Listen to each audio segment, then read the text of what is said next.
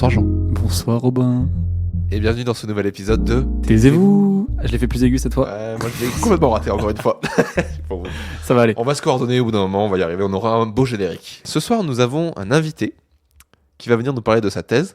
Il s'appelle Robin et il fait une thèse en droit. Alors pour les gens, ne vous inquiétez pas, c'est un autre Robin. C'est un autre Robin, voilà. Nous serons deux Robins. Pas de schizophrénie ce soir. Promis, je suis un autre Robin. Vous pourrez l'entendre au fait qu'il a une voix différente de la mienne. Tout à ça fait. joue. Ça joue. A priori, c'est bon. Voilà, donc bonjour Jean. Bonjour Robin. Mais bonsoir à toi. Et bonsoir. Merci de venir. T'es content d'être Je suis là. très content d'être là. Merci beaucoup de me convier pour parler de cette thèse, ma foi. C'est tout à fait normal parce que de toute façon je n'ai rien compris à l'intitulé, donc tu vas pouvoir nous l'expliquer. Je vais pouvoir te le refaire. Du coup, je travaille sur l'efficacité des moyens en contentieux administratif. Quels sont les mots que tu n'as pas compris? Alors le contentieux déjà, il est un peu Ouais. Et les moyens. En fait, c'est l'enchaînement des mots qui me perturbe. Ça paraît pas naturel peut-être. Ouais, pas du tout. C'est pas des mots qu'on utilise Je me dis normalement. mais qu'est-ce qu'ils font tous ensemble? Je comprends tout à fait. Bon, je vais partir du tout début. Alors vas-y. Donc moi, je travaille en contentieux administratif. Le contentieux administratif, c'est les embrouilles. C'est quand il y a des embrouilles, C'est exactement. C'est dès que tu vas voir le juge. Donc le contentieux administratif, c'est une branche du droit et plus précisément du droit public et encore plus précisément du droit administratif. Droit public qui s'oppose avec quel droit? Qu'on oppose principalement au droit privé. Public, c'est les lieux publics et privé, c'est. Alors on va dire plutôt. Non, c'est un peu ça. C'est plutôt droit privé, les relations privées. D'accord. Et droit public dès lors que il y a une situation avec une personne publique ou une action publique ou une action administrative, en tout cas une action qui est régie par l'intérêt général. Et une personne publique, on rappelle que c'est pas un individu. Exactement, c'est pas une personnalité. C'est pas une personnalité. Voilà. C'est une personne publique, c'est une entité. C'est une entité, exactement. C'est ce qu'on appelle une personne morale. Que l'on oppose à une personne physique. Toi, moi, Jean, on est tous des personnes physiques. Une personne morale, ce sera par exemple, et comme l'exemple d'une personne publique, ce sera une commune, une région, l'État. L'État, c'est une personne publique. D'accord, ok, très bien. Voilà, et donc je travaille sur l'action de ces personnes publiques notamment. Et donc le contentieux administratif, c'est tout ça, c'est tout le contentieux qui est en rapport avec ces personnes publiques. Et donc moi, mon travail, enfin en tout cas mon sujet de recherche, porte sur l'efficacité des moyens en contentieux administratif. Donc les moyens, c'est ce qu'on met en œuvre pour régler ces... Donc on a défini contentieux administratif, maintenant on va définir moyens. Et oui, mot par mot, tout va bien se passer. C'est comme... Ça me paraissait presque simple au bout d'un moment. Il y a des mots difficiles aussi dans notre matière. Alors moyens, c'est aucun rapport avec les moyens mis en œuvre, et ça pourrait tout à fait être... Parce que ça sonne pareil en fait. Mais c'est exactement, on pourrait dire, mais c'est les moyens financiers. Pas du tout, vraiment pas. Non, en fait, les moyens, ce qu'on appelle les moyens en droit et en contentieux, ce sont les arguments que tu vas présenter devant le juge, en fait. Quand tu vas dire, monsieur le juge, ça c'est illégal pour telle raison, de dire ça c'est illégal pour telle raison, c'est un moyen. Et là, par contre, argument, c'est dans le sens d'argument. Oui, exactement. Oui, c'est un vrai argument. Argument, c'est pas un terme juridique. Okay, j'ai mis 15 ans à voir la vanne. Oui. Non, mais c'était une vraie question. Oui, c'est vrai. Mais t'as bien fait de la poser. Non, argument, on peut l'utiliser en droit, c'est un argument. Sans problème. Sans problème. Donc moyen, c'est défini, c'est bon. Et enfin efficacité, c'est simplement, là c'est vraiment un terme classique. Vraiment l'efficacité. C'est l'efficacité, mais c'est dans le sens un peu stratégique, dans le sens quels vont être les moyens les plus efficaces, quels vont être les arguments qui vont faire mouche dans le contentieux administratif. Et toute ma thèse, c'est ça. En réalité, ça va être d'étudier, donc ma source principale d'étude, ça va être les décisions de justice, les décisions du juge administratif en l'occurrence. Comme je t'ai dit, il y a une dichotomie entre le juge privé, enfin le droit privé et le droit public.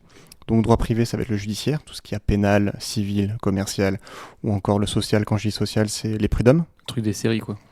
Exactement. Alors, est-ce que tu peux juste me rappeler les prud'hommes, parce que je t'avoue que j'entends les tout le temps dans les les prud'hommes, c'est tous les contentieux, dans ce qu'on appelle en droit social, mais c'est le droit du travail. Dès que tu es licencié et que tu souhaites contester, petite chaudière. La chaudière. Dès que tu es licencié et que tu souhaites contester ce licenciement, tu vas devant le conseil de prud'homme. Voilà. Donc tout ça, c'est le judiciaire et ça ne me concerne pas particulièrement. Et à côté de ça, tu as l'administratif, le juge administratif, la juridiction administrative qui traite tous les contentieux, tous les procès en fait, qui impliquent forcément au moins une personne publique. Quand je t'ai dit personne publique, je t'ai dit commune, région, département, État. Dès lors que tu veux contester l'action d'une administration, tu vas devant le juge administratif. Et moi, je m'intéresse à l'œuvre de ce juge administratif, aux décisions qu'il va rendre tous les jours, en fait. Et en gros, quand t'as un juge administratif et un juge pénal. Notamment, oui. Enfin, c'est le juge judiciaire. Ok, judiciaire. Un juge administratif et un juge judiciaire. Ils ont la même, pas fonction, parce que je pense que c'est pas le terme. Ils ont une sorte de même fonction, mais avec deux domaines différents d'expertise, en fait. C'est ça. Tous les deux sont juristes, les deux sont magistrats. Néanmoins, voilà, leur source, en gros, pour faire simple, ils vont pas utiliser les mêmes codes. Voilà, tout simplement. Ils vont appliquer le droit français, mais pas exactement les mêmes droits, pas les mêmes domaines de spécialité. Donc pas le même sujet. Pas le même sujet, non. Mais pour autant, le juge administratif peut très bien appliquer du droit du droit privé, et inversement, le juge judiciaire peut parfois appliquer du droit public. Juste sur efficacité. Oui. Comment tu vas doser une efficacité en droit? C'est toute la difficulté et toute la nuance de la définition des termes de ce sujet. L'efficacité, je vais je vais la relier à la stratégie des parties et surtout en gros, tout simplement à savoir si l'argument va faire mouche. Si en gros, en fait, il y a une technique contentieuse, enfin pas une technique contentieuse, c'est juste la manière dont va fonctionner le juge et qu'on va voir dans la décision, qu'on va pouvoir lire. En fait, il va accepter ou rejeter un argument. Accepter ou rejeter un moyen, en fait. Et donc, je vais dire que c'est efficace dès lors qu'il va accepter le moyen. Tout simplement. D'accord. Voilà. À partir du moment où le juge valide l'argument, pour moi, c'est efficace. pour toi, c'est efficace. Pour moi, c'est efficace. Après, il y a divers degrés d'efficacité aussi que je vais insérer. Et dans ce cas-là, ça va être plutôt dans l'angle stratégique.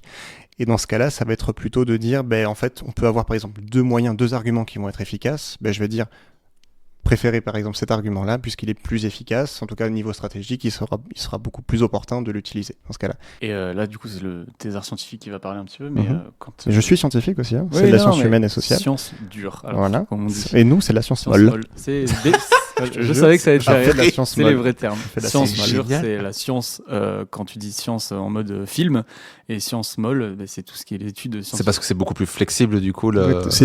C'est un peu ça. C'est plein de nuances et en tout cas c'est très sujet à l'argumentaire. C'est des données beaucoup plus brutes qu'on va avoir, voire expérimentales. On peut avoir des données expérimentales en sciences sociales. On utilise. Oui, tout à fait. Ouais. Voilà. Moi, j'allais te demander du coup si tu disais par exemple l'efficacité, tout ça. Est-ce que pas toi forcément, mais en droit, parce que j'ai rencontré des gens en social qui utilisaient des statistiques. Est-ce que vous faites des statistiques ou des trucs comme ça? Vous avez, il y a des recherches qui utilisent les statistiques. Il y a beaucoup de thésards même en droit qui utilisent les sciences sociales, la sociologie, qui est très intéressant, même pour nous juristes en droit public. C'est de données qui sont très intéressantes. Le problème pour nous juristes, c'est qu'on n'est pas formés à utiliser les statistiques ou même les sciences, la sociologie par exemple. Et le chercheur qui veut partir là-dedans, utiliser ça, il a forcément une méthodologie à acquérir et donc ça prend beaucoup plus de temps. Du coup, toi, si un jour tu as besoin de statistiques, tu vas faire appel à un bureau d'études de stats ou à des gens et puis... Oui, tout simplement. Ou en tout cas la branche de mon université qui utilise la sociologie, comme on peut avoir des contacts assez facilement. Et oui, pas forcément, moi, développer des études statistiques, c'est plutôt utiliser des résultats déjà faits. Ok, d'accord. Du coup, si on a bien défini le sujet de la thèse, j'ai une question. Comment tu fais ça? Alors, j'utilise en fait plusieurs sources pour en gros définir ce qu'est l'efficacité des moyens. Ma source principale, ça va être simplement, comme je t'ai dit, l'œuvre du juge administratif. Donc en gros, les décisions de justice, les jugements, les arrêts rendus par le juge administratif. Tu récupères du coup les dossiers à la fin de chaque... En fait, tous les jugements, c'est ça qui est intéressant, c'est que tous les jugements sont publics. Ah d'accord, je savais pas, tu vois. Tous les jugements en France sont rendus ce qu'on appelle au nom du peuple français, et ils sont d'ailleurs tous rendus en audience publique, hormis huis clos, mais il y en a rarement quand même en administratif, voire pas, je ne sais pas. Faudra voir. Et donc j'ai accès à l'ensemble des décisions en fait qui sont publiées. Après, ce qui est bien, c'est que dès lors qu'une décision est publiée, le juge va lui-même la répertorier, savoir si elle est importante ou non. On va même avoir parfois des juridictions qui vont rendre des communiqués de presse tellement leur décision est importante.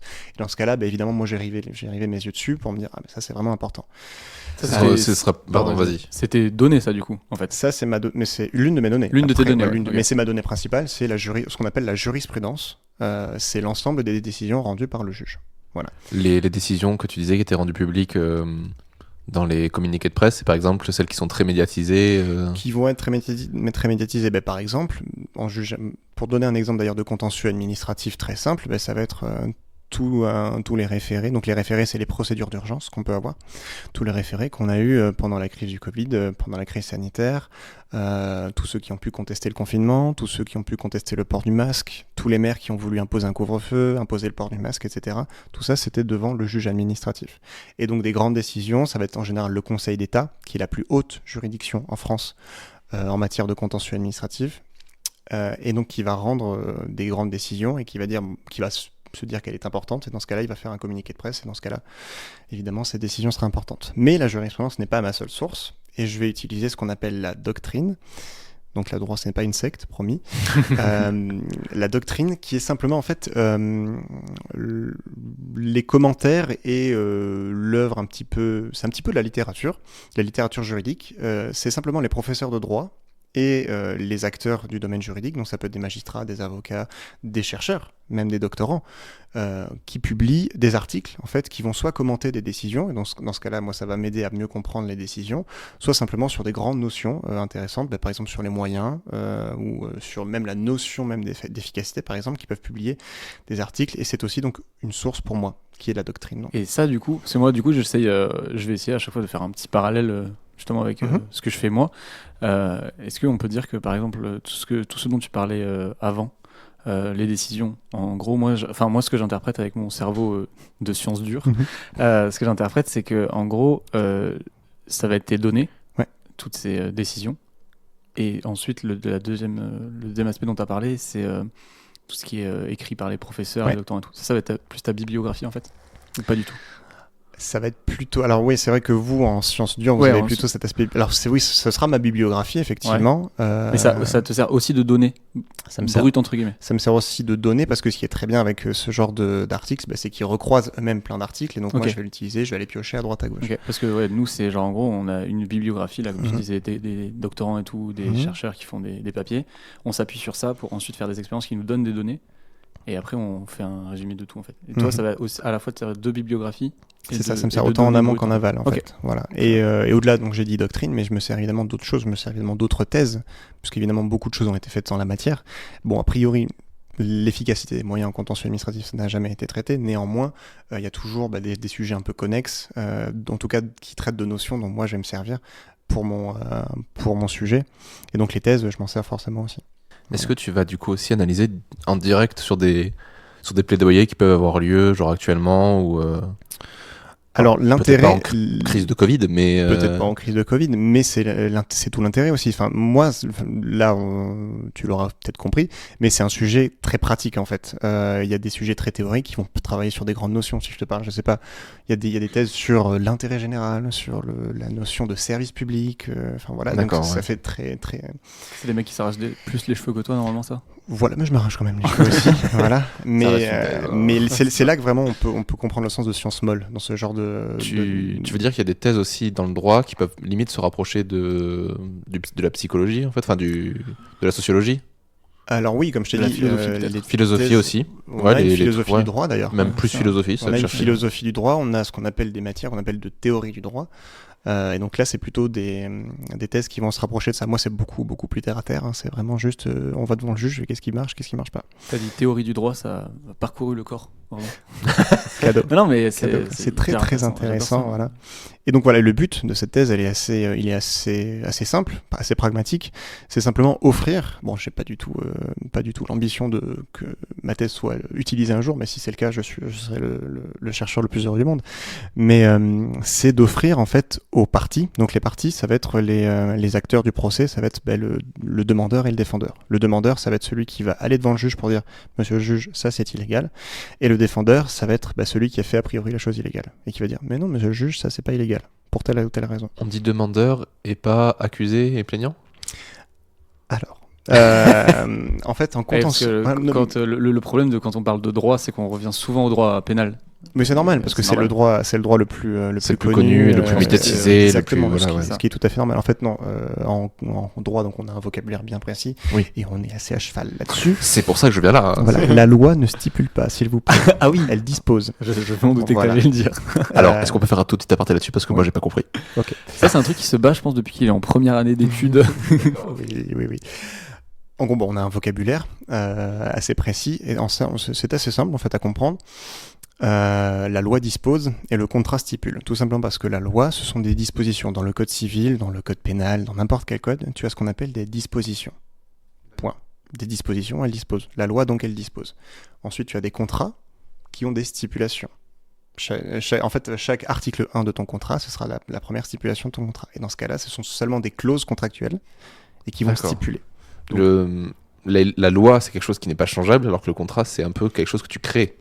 Alors, Si tu cherches un lien à ce niveau de... J'essaie de simplifier vraiment pour bien Alors le oui, visualiser. en vrai, il n'y a aucun rapport. C'est vraiment juste sur le changement. Alors la loi en plus, on peut la changer. Bon, c'est avec des. Oui, la loi peut changer, mais je veux dire, pour qu'elle change, il faut qu'il y ait tout un processus de passer par. Ah bah oui, pour plein de passer gens. par le Parlement. Alors faut que le passer- contrat, par exemple, on peut faire un contrat tous les deux, et ce contrat-là stipule quelque chose. Tout à fait. Alors oui, tout à Voilà. fait. Alors il n'y a aucun rapport, je pense, sur le vocabulaire en tout cas, entre disposer et stipuler et sur donc la manière de changer ou non.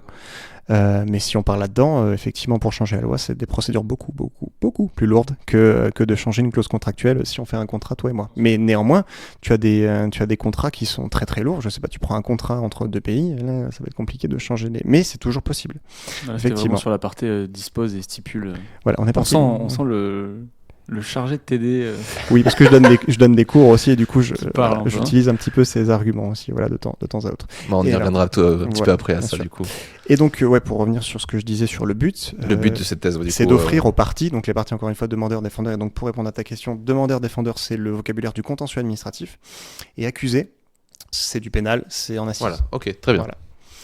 Voilà. Donc le but, c'est de fournir du coup. Et donc c'est de fournir aux parties en fait toute une stratégie, un petit peu clé en main, et d'arriver avec une thèse et de leur dire, regardez, vous avez tel problème, vous voulez aboutir à telle solution, préférez cette approche plutôt que celle-ci. Voilà. Et en fait, et c'est ça aussi tout l'intérêt, c'est que je souhaite, j'ai pas pu le faire la première année à cause de confinement. En fait, pendant mon master 1 et mon master 2, j'ai travaillé avec un cabinet d'avocats et qui m'a fait découvrir vraiment le côté pratique de la chose. Et ce qui m'intéresse aussi avec la thèse, c'est on comprend que le droit, c'est vraiment fait pour être pratiqué. Et c'est un petit peu aussi ça qui peut interpeller dès qu'on se dit, mais pourquoi il y a de la recherche en droit, c'est un peu bizarre, quoi. Et bref. Et donc le but, c'est d'offrir à ces parties vraiment les clés pour aller le plus vite possible et aller au plus efficace possible. Parce que vraiment, le temps et même aller au plus efficace, au plus simple, c'est toujours une problématique qui est centrale pour l'avocat, autant pour le magistrat. Le magistrat, il cherche à aller au plus vite possible. Mais même pour nous en tant que, alors je sais pas si ça nous concerne nous directement en tant que personne, enfin je veux dire particulier, individu, voilà. Ouais. C'est toujours dès qu'on entend tout ce qui est procès, que ce soit en pénal ou en administratif, c'est toujours, des fois on n'ose même pas le faire parce que justement c'est un temps fou et c'est beaucoup d'investissement, d'énergie, de temps, d'argent. Et du coup toi ça serait en gros une sorte de raccourci. Alors oui, ce serait pas évidemment un manuel à vendre en tête de gondole chez Mola, gagner vos procès en 5 minutes. Voilà. Ce qui serait génial, ce serait magnifique. Mais j'ai pas encore cette... Autre plan de carrière pour toi. Voilà, donc écrire des livres pour faciliter. En tout cas, c'est vrai que c'est une thèse qui permettrait une meilleure accessibilité au contentieux qui est extrêmement brumeux. Enfin voilà, je t'ai juste à peine dit le mot contentieux, t'as failli tomber de ton tabouret. Complètement. Voilà, donc c'est vrai que c'est une matière qui est extrêmement brumeuse. Déjà, le droit administratif, ça fait peur.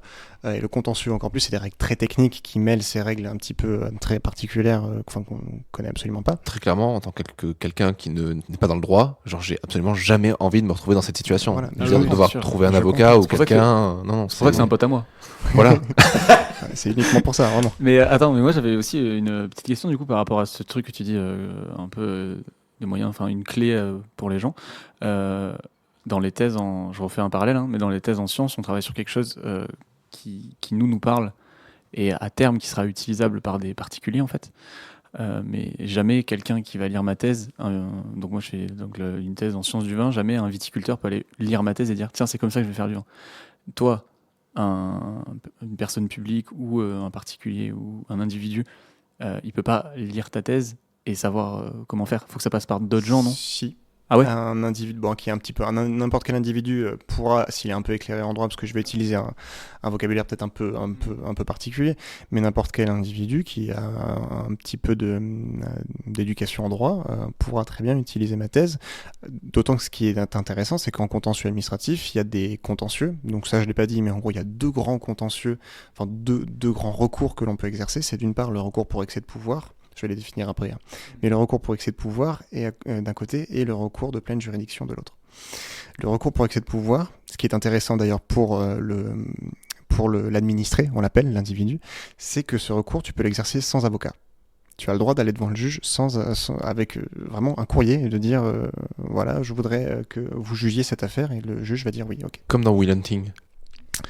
Je l'ai pas vu. Je me suis arrêté au bout de 30 minutes après avoir regardé ce film. Non. Je suis désolé. C'est parti en histoire d'amour, j'ai fait non, ça me Alors, saoule. Pour visualiser, dans Will Hunting, si je dis pas de bêtises, je crois que c'est une baston qui se passe et les gars fuient, il se fait arrêter par la police et il se retrouve au tribunal et il se défend tout seul. Bon, alors là, c'est le système américain.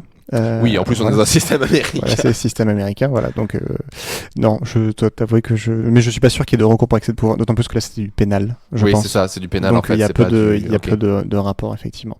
Mais en tout cas, c'est vrai qu'il se défend tout seul, et là, c'est la même chose. Tu peux venir devant le juge administratif et te défendre tout seul dans le cadre d'un recours pour excès de C'est pouvoir. vraiment le seul point commun que je viens de trouver. Mais c'est bien, tu en as trouvé.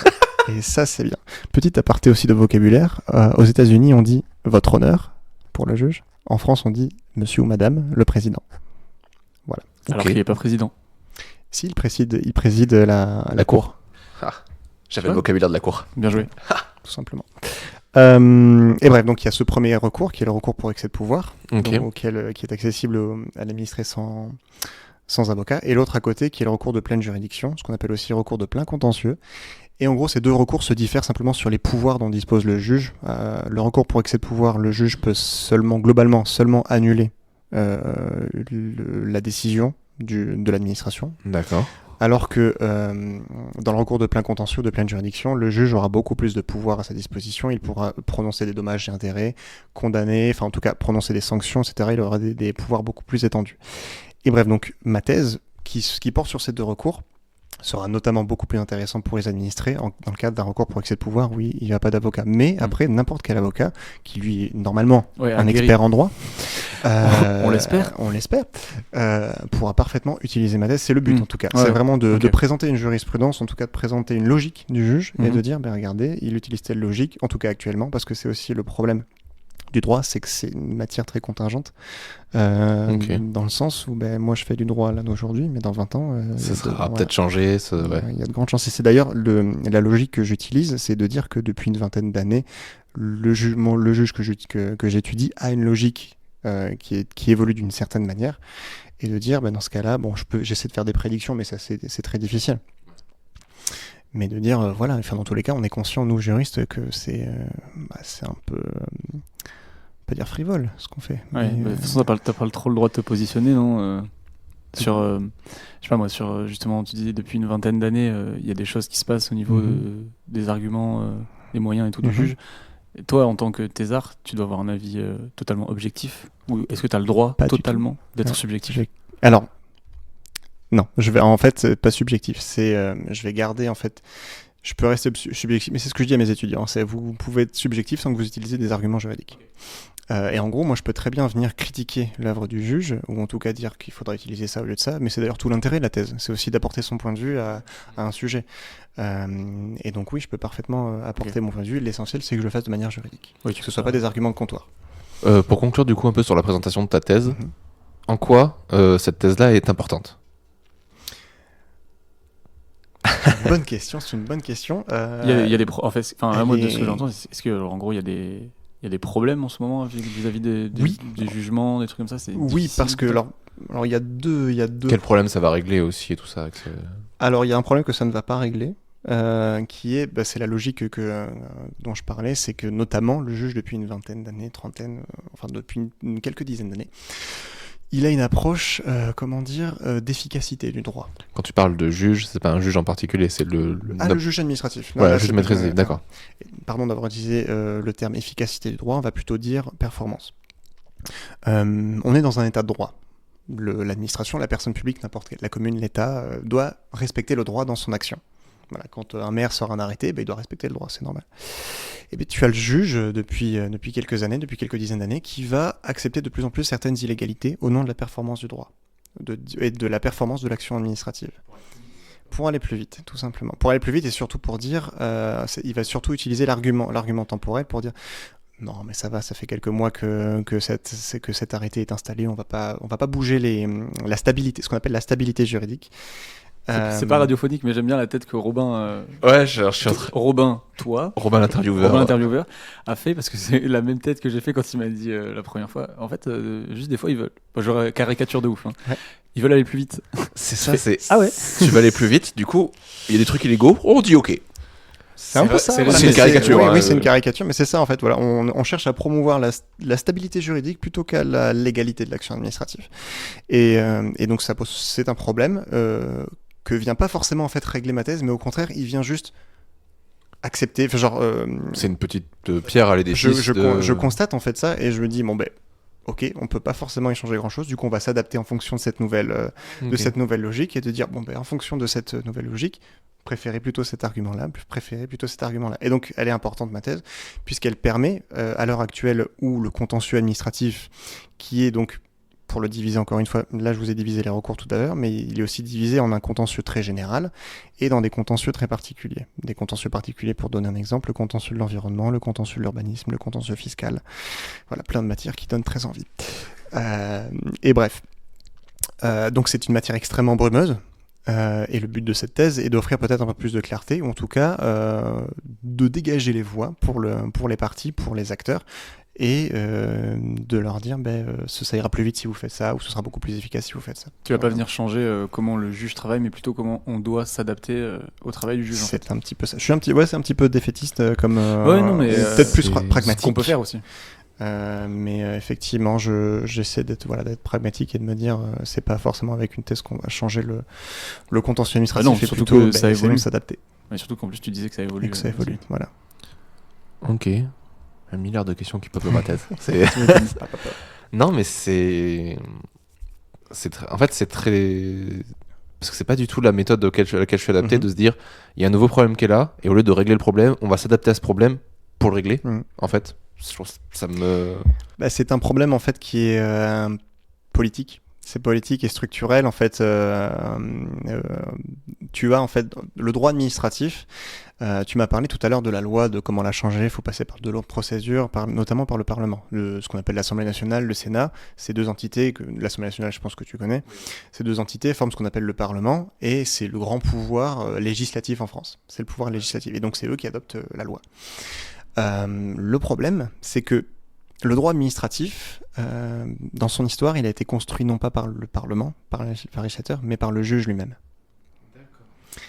Et notamment, ce droit-là a été construit par le Conseil d'État. Je te dis, c'est la plus haute juridiction française, et elle le construit encore aujourd'hui. C'est pour ça que la jurisprudence est une source extrêmement importante pour le droit administratif et pour le droit même général. C'est qu'au-delà de me servir de source, il construit au fur et à mesure, encore aujourd'hui, le droit administratif. Et donc, la difficulté, c'est que le droit administratif, et donc toute la logique qu'a le juge aujourd'hui, est détenue par le Conseil d'État. Donc ça a changé de main, en fait, entre-temps Non, ça a toujours été le Conseil d'État qui l'a eu. Bon, évidemment, le Parlement peut évidemment adopter des lois en la matière, et le Conseil d'État, le juge va dire, bon, ok, le Parlement, le peuple s'est prononcé, je vais forcément appliquer ce qu'il a dit. Néanmoins, l'élaboration du droit administratif est aux mains du juge administratif et notamment du Conseil d'État. Et il est un petit peu, omnipotent, le Conseil d'État, et donc on va en général aller dans le sens de ce que dit le Conseil d'État. Et quand je te disais que c'était aussi un problème politique, depuis une vingtaine d'années, on a ce qu'on appelle le New Public Management en France, et qui veut que toute action de l'administration doit être efficace, performante. Vraiment, c'est la performance qu'on cherche. Le moindre coût, aller au plus vite, aller au plus efficace. Ce qui peut être intéressant, mais en fait, on applique une logique d'entreprise. Est-ce que forcément le service public ou la notion d'intérêt général, c'est pas ouf? Ça, c'est toi qui le dis. C'est critiquable. C'est critiquable. C'est sujet à débat. Après, c'est sujet à débat, mais c'est vrai que quand... Et donc, c'est ce qui fait que c'est très difficile pour nous de dire, bon, mais en fait, je pourrais parfaitement faire une thèse de dire, mais il faut changer ça, il faut changer ça. Mais j'ai pas envie que ce soit simplement une thèse qui reste lettre morte, et au contraire, mais qui serait très intéressante. Et c'est d'ailleurs ce que j'ai fait dans mon mémoire de Master 2, où j'ai passé mon mémoire à démonter le juge administratif. Mais en fin de compte, on ne propose pas tant de choses. Et dans ce cas-là, on peut très bien aussi critiquer et proposer des choses, mais il faut après que le juge l'adopte. Et le juge le fait parfois. Mais moi, je préfère avoir cette visée un peu pragmatique et de dire, au lieu de s'embêter, qui est une visée très, très honorable, au lieu de s'embêter à vouloir changer les choses, autant s'adapter. Voilà. Ce qui, bizarrement, qui n'est pas une position que j'aurais personnellement moi, qui veut d'ailleurs, je souhaite devenir juge administratif, pour changer les choses. Mais là, ma thèse, c'est plutôt adaptons-nous. Adaptons-nous. Ouais, c'est. Bah, ça sonnait Stratégie, pessimiste au début et en fait c'est assez c'est dans optimiste la au final, logique, je ouais. trouve. On fait ce qu'on peut avec ce qu'on a. Ouais, c'est ça, C'est c'est exactement ça. si on s'adapte et ça changera quand ça change. Enfin, on va le faire changer, mais ça changera Petit à petit, en fait. Petit à petit, quoi. C'est exactement ce que tu viens de dire. Genre, on fait ce Ouais. qu'on peut avec ce qu'on a. Et le but de ma thèse, c'est de montrer ce qu'on a. Ah, bah écoute. Putain, c'est C'est beau. C'est Voilà. incroyable. Écoute, on va passer sur une partie un peu plus légère, Légère, on va dire. si on veut. Mais parce que c'est tout aussi lourd en fait. Non, c'est pas. Mais c'est en fait comment tu vis ta thèse. Alors, comment tu vis ta thèse en tant que. Pas forcément en tant qu'humain, tout ce que tu ressens, tout ça, mais en gros, comment. Tu sais, tout à l'heure, je parlais de données, je parlais de. Voilà, on voit globalement comment se passe une recherche en sciences. On en a déjà parlé. Tu analyses des choses, tu as beaucoup de chiffres en sciences. Voilà, tu as des chiffres. Tu fais des hypothèses, tu hypothèses, testes, tu vois les résultats exactement. et tu repars C'est après. assez compréhensible, une thèse en sciences. C'est une logique qu'on nous apprend dès le collège, Ouais, c'est lycée ça, en fait, donc exactement. tout le monde le voit. Et du coup, toi, un peu, tu nous en as vaguement parlé, mais voilà, comment ta thèse, voilà, comment tu fais pour la vivre, comment tu fais pour la mener à bien, tes outils en fait, plus techniques, on va dire, sans rentrer forcément dans les détails. Mon ordinateur. Vraiment. Non, en vrai, comme je t'ai dit, ma source principale, c'est les décisions de justice et la littérature. Beaucoup de documentation du coup. Beaucoup de documentation, tout est accessible sur Internet. Après, j'aimais passer du temps à la bibliothèque, mais cause de confinement, tout est fermé. Et ce qui est bien aussi, c'est que j'ai commencé ma thèse et la bibliothèque de droit à Bordeaux est rentrée en travaux pour 4 ans. Ah ben, parfait. Donc un petit bonheur, voilà. Et tu vas aller dans d'autres Go bibliothèques. Bordeaux, hein. Non. Et oui, donc non, mes outils principaux, c'est vraiment mon écran d'ordinateur et voilà. Oui, donc moi, ma thèse est cofinancée par des entreprises, et toi, tu as passé un concours où c'est sur dossier ou quoi. C'est ça qui est aussi intéressant, le fonctionnement administratif du coup de ta thèse et la durée, parce que une thèse en sciences, on a l'habitude de dire, et c'est 3 ans. Et toi, Et c'est en pas du droit, tout ça. c'est 5 ans. Donc vas-y, Alors, je te laisse un petit peu parler du côté, voilà, de ce côté-là. Ouais, bien sûr. Côté inscription. Côté C'est ça, exactement. scolarité. Parce que les gens qui écoutent et qui font du droit, ça pourrait les intéresser. Alors, en droit, il y a 2 façons de faire une thèse. Donc, je vais écarter celle que je ne fais pas. Donc, c'est simplement n'importe quel Master 2 qui a eu son Master 2 peut faire une thèse. Ouais. Et ça, du coup, N'importe t'es pas lequel. financé par contre. T'es pas financé, tu te débrouilles. n'as pas de Après, salaire. tu n'as pas de salaire. Tu peux aller très bien voir des entités, soit privées, soit publiques, qui pourraient financer ta thèse. Dans ce cas-là, ce qu'on appelle une thèse cifre. On en C'est ce avait que je parlé ne fais déjà. pas. Ouais. Et moi, à côté, je fais ce qu'on appelle une thèse MESRI. C'est une thèse ministre de l'enseignement supérieur de la recherche. Alors le I, je sais pas ce que c'est. Intelligente. Ou intellectuel, je sais pas. Ou irréversible. Ou irréversible. Recherche irréversible. Et bref, moi, ma thèse est financée. Donc en fait, c'est comme je faisais partie des meilleurs de mon Master 2. Bien joué. Merci. J'ai eu accès à ce qu'on appelle un contrat doctoral. Ok. Et donc qui me permet d'être financé sur 3 ans. D'avoir un salaire sur 3 ans, en fait, d'être financé au maximum, en gros, tout mon salaire est consacré à ma recherche. C'est ce qui me permet, en fait, de ne pas avoir à chercher de travail à côté et de vivre juste pour mes recherches. Donc là, on est d'accord, ta thèse, c'est un métier en fait. Un Exactement, métier je au suis sens chercheur. premier du terme, je suis, c'est-à-dire que mon toi, métier, tu ne fais que de la recherche et tu es exactement. payé pour ça. Exactement, mon Ok. métier, grâce au contrat doctoral, je suis fonctionnaire de l'université et je suis chercheur. Comparé à ce que tu disais, des Master 2 qui peuvent faire une thèse, qui eux doivent trouver un travail à côté en fait. Voilà, à moins qu'ils aient la chance d'avoir les fonds nécessaires pour Pour une vivre Oui, voilà. sans travailler, ou alors qu'ils aient une cifre, mais dans ce cas-là, oui, non, ils ne seront pas employés. Ok. Et donc, je fais ça, donc je fais ma thèse, donc je suis financé sur 3 ans, le contrat doctoral. Et du coup, une thèse en droit, c'est 3 ans. Alors, une thèse, en fait, l'université cherche à nous pousser de plus en plus à faire 3 ans, parce que nous, en droit, la norme, en général, c'est 5 ans. 5 ans. C'est 5 ans, c'est long. Déjà, moi, 3 ans, je trouve ça peut-être un peu long. Imagine-moi. 5 ans. Mais on adore ce qu'on fait, On attention. adore après, c'est passionnant. Mais voilà, donc je suis financé sur 3 ans, et après, il y a ce qu'on appelle des Des contrats ADT. attachés temporaires d'enseignement, des ATER. Pardon, ATER. voilà, des ATER. Et donc en fait, au bout de ces 3 ans, à la fin de mon contrat doctoral, j'ai le droit à 2 ATER, ce qu'on appelle à 2 contrats d'ATER, des attachés temporaires d'enseignement et de recherche. C'est prof, en fait. Voilà, en fait, c'est simplement que je vais être payé moins pour travailler plus. Ouais, mais ça c'est depuis Sarkozy, non? C'était pas l'inverse. Voilà. Et bref, Podcast qui dénonce. et à côté de ce contrat doctoral, en fait, c'est l'une des clauses qui stipule. L'une des clauses du contrat doctoral, c'est que je dois donner des cours à côté. Ok, D'accord. ça c'est cool. Et ça, donc, par contre. donc là, je donne des cours à des deuxièmes années de droit, en droit administratif. Donc, je suis ce qu'on appelle chargé de travaux dirigés. Ok.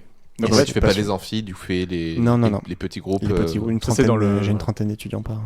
Tu n'es pas ce qu'on appelle un professeur, mais tu donnes des cours. Exactement. Je suis chargé Chargé de d'enseignement, TD, chargé ça. d'enseignement, chargé de TD. Ok. Comment tu t'allies du coup ta vie de prof et ta vie de chercheur? Et Parce que c'est quand déjà, même il est obligé. c'est deux exercices très différents. C'est très différent. Alors, ça nourrit l'une et l'autre, puisque je fais du droit administratif en cours et ma thèse, c'est du droit administratif, donc c'est quand même des notions qui sont assez connexes. Mais c'est, comment dire, c'est un peu chronophage, mine de rien, d'être enseignant. Ouais, j'imagine. C'est vraiment, moi j'adore vraiment être enseignant et genre ça me permet en vrai d'arriver à faire ma thèse. En fait, c'est une bouffée d'air à côté. Mais c'est vrai que quand on a notre école doctorale, donc qui gère en fait tous les doctorants en droit, notre école doctorale en droit qui nous dit essayez de ne pas consacrer plus d'une journée par semaine à vos cours. Dans les faits, c'est C'est impossible. impossible. Dans les faits, déjà, on n'a qu'une matinée de cours par semaine, mais on a toutes les copies à corriger. Avec le confinement, on a tous les mails à gérer, à envoyer, à recevoir, à répondre. C'est assez. C'est presque un travail à plein temps, mais enfin pas. C'est Enfin, un moi, travail à plein moi temps, personnellement, hein, je me vois mal, en plus de ma recherche, à donner des cours. Même si j'adorerais. hein. Au vu de mon salaire, je devrais avoir normalement 80% de mon temps en recherche et 20% de mon temps enseignement. Là, je le consacrerai plus. Je ferai au moins un 50-50. Hein. Ok, ouais. Ok. Et du coup, ouais, donc tu disais, tu es financé pendant 3 ans grâce à la bourse que tu as obtenue en étant dans les premiers de ta promo. Et sur les 2 ans après, en gros, soit tu es prof, enfin prof, pas professeur, hein, soit Toujours chargé, ouais. toujours chargé de TD, soit tu trouves un travail et tu finis ta thèse. C'est ça. Alors oui, en fait, j'ai accès de base à ATER. Non, ATER, c'est attaché temporaire d'enseignement. Tu vas quand même donner des cours. Et t'es payé, en fait, là, t'es payé totalement pour donner des cours. Donc, tu te donnes plus de cours. Là, j'en donne qu'une matinée par semaine. Là, 20%. Voilà. Et donc là, j'en donnerai beaucoup plus. Mais voilà. Ok. Mais c'est possible en 3 ans. C'est possible en 3 ans. Il y en a qui arrivent en 3 ans. Ok, d'accord, très bien. Ok. Et ben, c'est très intéressant. Oui, mais moi je trouve ça C'est fascinant. Je trouve Le ça, droit, je trouve ça assez aussi. Moi, ce qui me rend assez fou, c'est de voir à quel point personne ne vit sa thèse pareil, quoi. Non, mais c'est Là, sûr. pour l'instant, genre, vous êtes que 3-4 personnes que je connaisse qui font des thèses. Et genre, personne n'a la même vision, personne n'a la même manière de travailler. Et en plus, C'est assez fou, quoi. nous, on est tous à l'université de Bordeaux. Oui. Et suivant. Alors là, je parle vraiment du côté On est comment et à Bordeaux accéder. et en France. Et en Donc, France, c'est vraiment. c'est ça. Et là, c'est comment accéder à sa thèse. Déjà, entre les matières, c'est différent. Et entre les écoles doctorales, donc que ce soit Bordeaux, Paris ou quoi, c'est totalement différent aussi. Et voilà, je sais que Robin lui donne des cours. Moi, j'ai pas à en donner. Mais j'ai un ami qui est en œnologie aussi, qui a eu une bourse comme Robin. À partir du moment où tu as une bourse, tu es obligé de donner Le des contrat doctoral. c'est cours. ça. Le contrat Mais c'est doctoral. pas un concours comme toi. Mais vous, c'est pas un concours. Non. Tu vois déjà. C'est une enfin, audition. tu vois, c'est- C'est à l'air d'être. Mais Bordel. mais tout ça, c'est pour accéder à une thèse. Et après, chacun Ouais. aussi vit sa thèse différemment. Toi, tu donnes des cours. Moi, je peux donner des cours en auditeur libre, donc je serai pas financé pour. J'aurai pas énormément de trucs à préparer du coup. Moi, je serai. En fait, moi, si je veux donner des cours avec le contrat que j'ai, je suis assistant professeur en fait, assistant de TD aussi. Je viens là pour aider en fait. Juste. Alors, tu peux être meilleur que le mec qui vient donner cours. Oui, mais c'est pas. Enfin, normalement, c'est quelqu'un qui a un peu d'expérience quand même. Oui, non, normal. Mais et moi, j'ai juste une petite question par rapport à tes cours. Du coup, donc, tu donnes des sujets en contentieux administratif, En droit administratif général. droit administratif Ouais. général, donc c'est quand même dans ta branche, Carrément. forcément.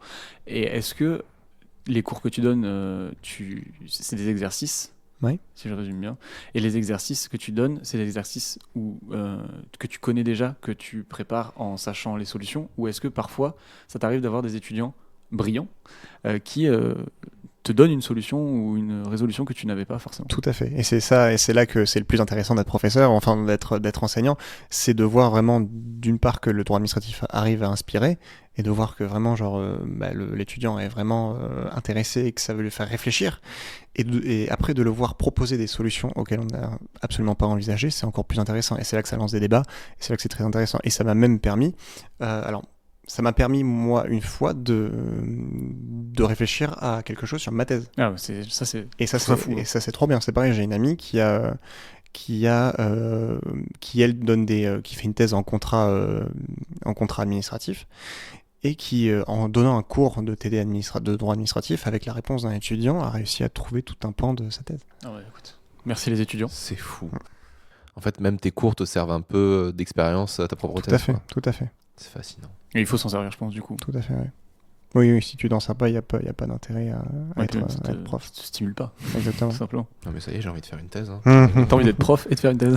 Prof, j'ai déjà fait, moi je suis chaud de continuer. Ah ouais, J'adore ce métier, hein. C'est fascinant. Mais c'est vrai que déjà, j'ai pas le niveau technique pour le faire. Mhm.